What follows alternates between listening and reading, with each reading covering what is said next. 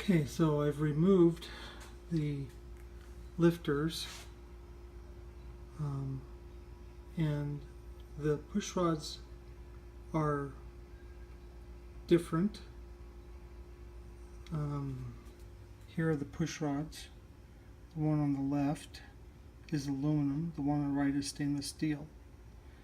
The lifters themselves that are right on the cam are in good shape, and this side is the aluminum, this side is the steel.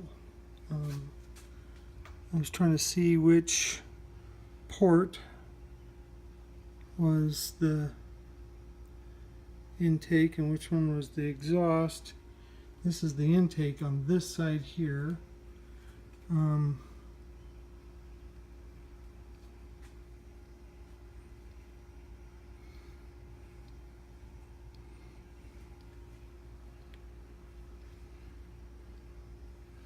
I think the aluminum side is the intake and the steel side is the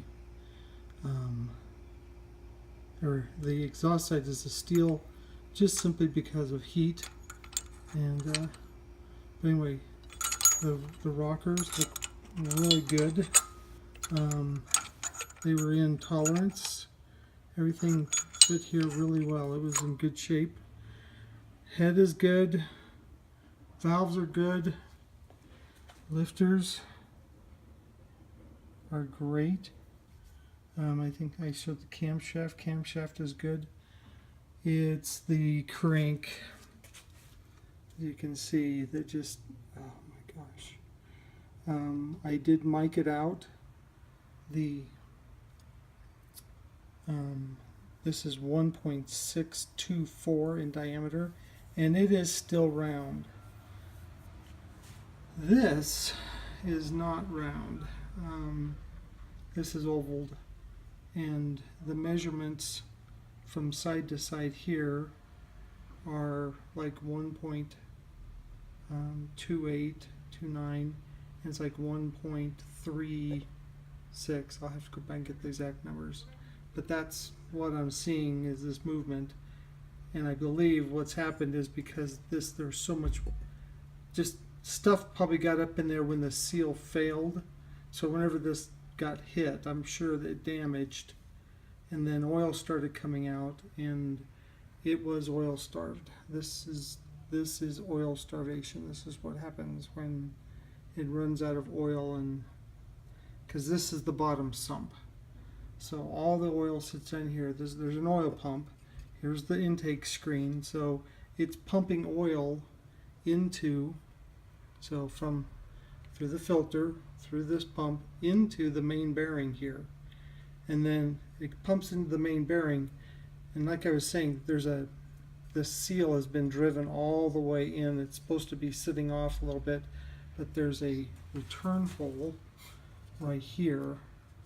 Oil comes out from a little hole that's literally down next to the seal on the other side, which you can't see because I haven't taken it off, and then returns back to the sump.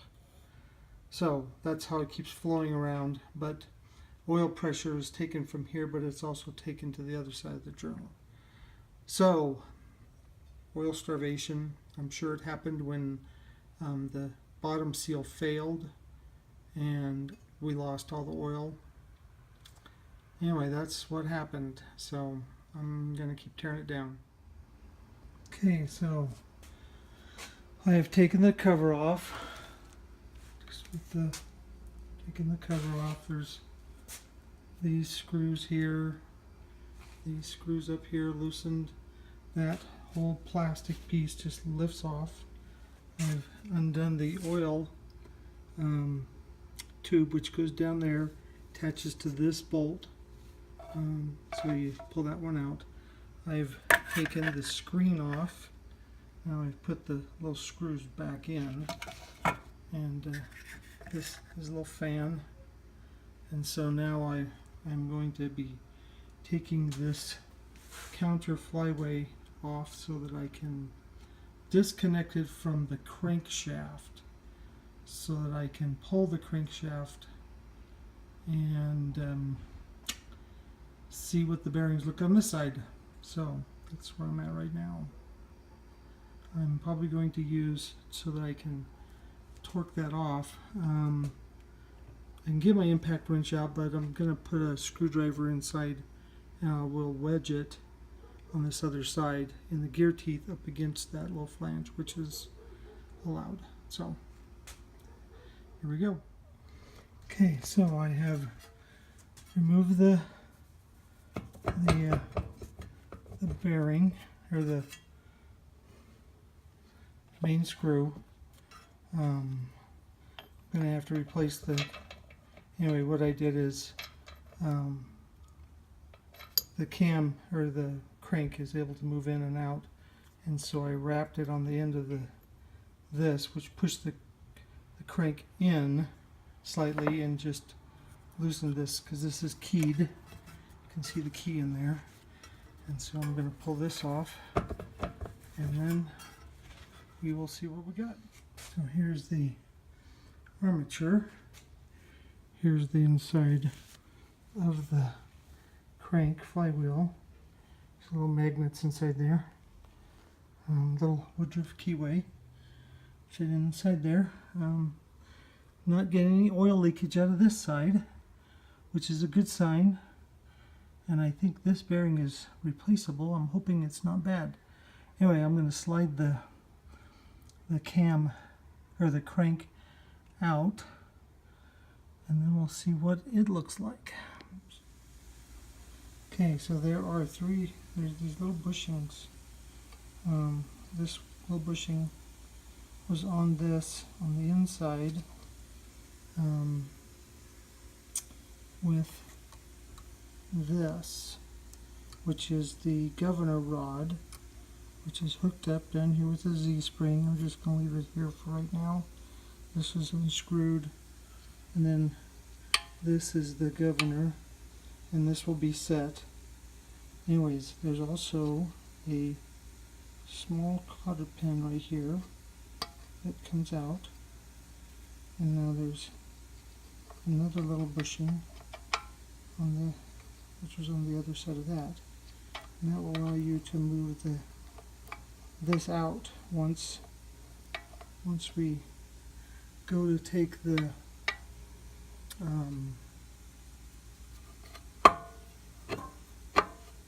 counterweight out.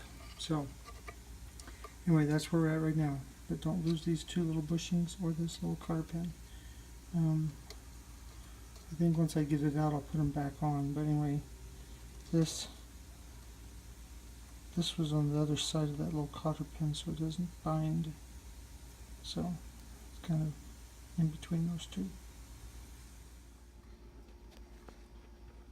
Okay, so now I've pulled the crankshaft out.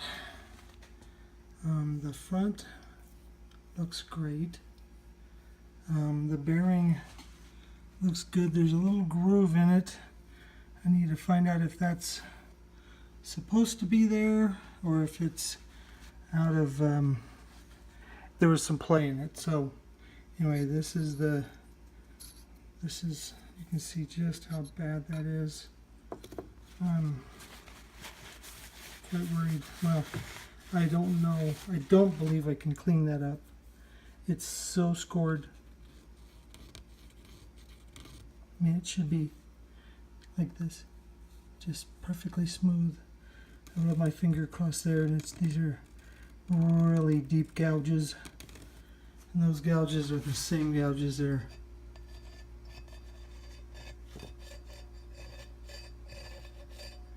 Really bad.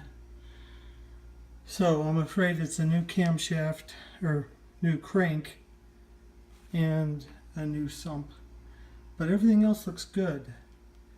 Oil seals, piston, I can still see the counter bore, the push rods, everything. So that's kind of where we're at right now. You can kind of get an idea of what I got there. these are the, you can see the eccentrics a little bit. These move up and down to counterbalance this weight so the engine's smooth. That's what this mass is, and it racks up and down on these slides on the housing. But all this is still good. I can take this apart, but I just need a new crank. I don't need this, just the crank. See if I can find a used one.